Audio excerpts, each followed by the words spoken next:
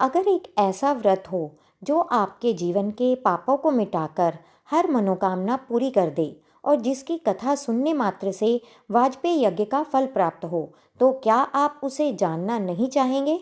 आज हम सुनने जा रहे हैं कामदा एकादशी की पावन कथा, जो पद्म पुराण में वर्णित है। कामदा एकादशी का व्रत करने से और पद्म पुराण में वर्णित इसकी कथा का पाठ करने और सुनने से वाजपेयी यज्ञ का फल मिलता है।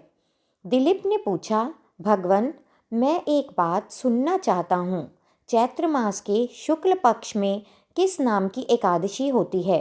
वशिष्ठ जी बोले, राजन, चैत्र शुक्ल पक्ष में कामदा नाम की एकादशी होती है। वह परम पुण्यमयी है। पाप रूपी ईंधन के लिए तो वह दावानल के समान है। प्राचीन काल की बात है, नागपुर नाम का एक सुंदर नगर था, जहाँ सोने के महल बने हुए थे। उस नगर में पुंडरीक आदि महाभयंकर नाग निवास करते थे। पुंडरीक नाम का नाग उन दिनों वहाँ राज्य करता था। गंधर्व, किन्नर और अप्सराएं भी उस नगरी का सेवन करती थी। वहाँ एक श्रेष्ठ अप्सरा थी जिसका नाम ललिता था। उसके साथ ललित नाम का एक गंधर्व भी था। वे दोनों पति पत्नी के रूप में रहते थे। दोनों ही परस्पर प्रेम में लीन रहते थे। ललिता के हृदय में सदा अपने पति की ही मूर्ति बसी रहती थी और ललित के हृदय में सुंदरी ललिता का नित्य निवास था। एक दिन की बात है, नागराज पुंडरीक राजसभा में बैठकर मनोरंजन कर रहा था। उस समय ललित का गान हो रहा था, किंतु उसके साथ उसकी प्रिय ललिता नहीं थी। गाते गाते उसे ललिता का स्मरण हो आया, अतः उसके पैरों की गति रुक गई और उसकी जीभ लड़खड़ाने लगी। नागों में श्रेष्ठ करकोटक को ललित के मन का संताप ज्ञात हो गया, अतः उसने राजा पुंडरीक को उसके गान में हुई त्रुटि के विषय में बता दिया। करकोटक की बात सुनकर नागराज पुंडरीक की आंखें क्रोध से लाल हो गई। उसने गाते हुए कामातुर ललित को शाप दिया, दुर्बुद्धे, तू मेरे सामने गान करते समय भी पत्नी के वश में हो गया, इसलिए राक्षस हो जा। महाराज पुंडरीक के इतना कहते ही वह गंधर्व राक्षस हो गया। भयंकर मुख, विकराल आंखें और देखने मात्र से भय उत्पन्न करने वाला रूप धारण कर लिया।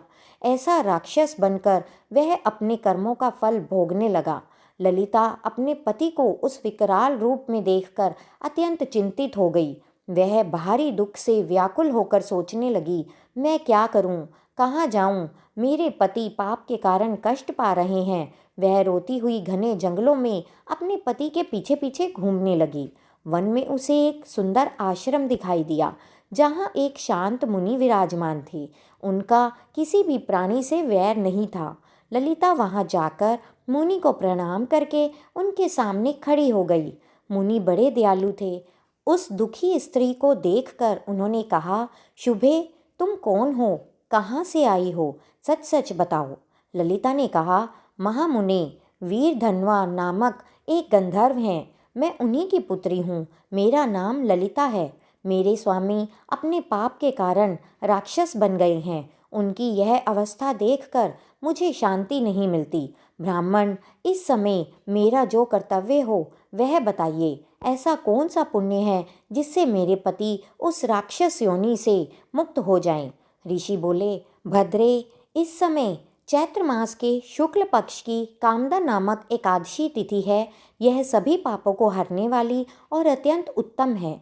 तुम विधि पूर्वक इस व्रत को करो और इस व्रत का पुण्य अपने पति को अर्पित कर दो।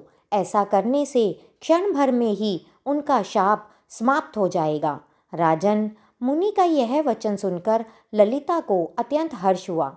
उसने एकादशी का उपवास किया और द्वादशी के दिन उन ब्रह्मऋषि के समीप भगवान वासुदेव के श्री विग्रह के सामने अपने पति के उद्धार के लिए प्रार्थना की।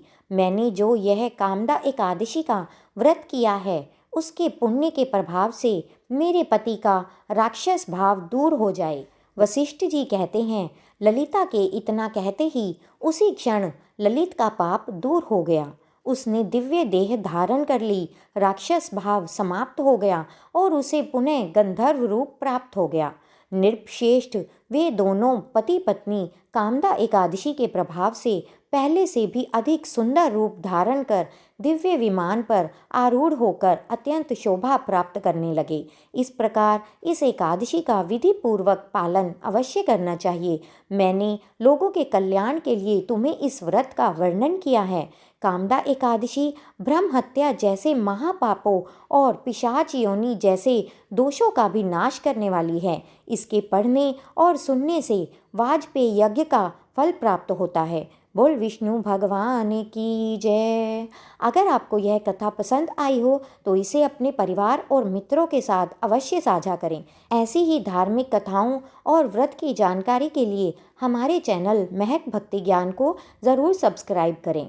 जय श्री हरि।